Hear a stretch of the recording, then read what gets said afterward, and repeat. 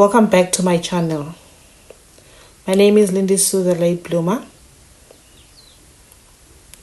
We are at bayeni, lobola or bride price or dowry ceremony, and during this ceremony this game is played where the bile is taken from the other side to the other side, like from the groom side to the bride side, and so on and so on. It's a competition.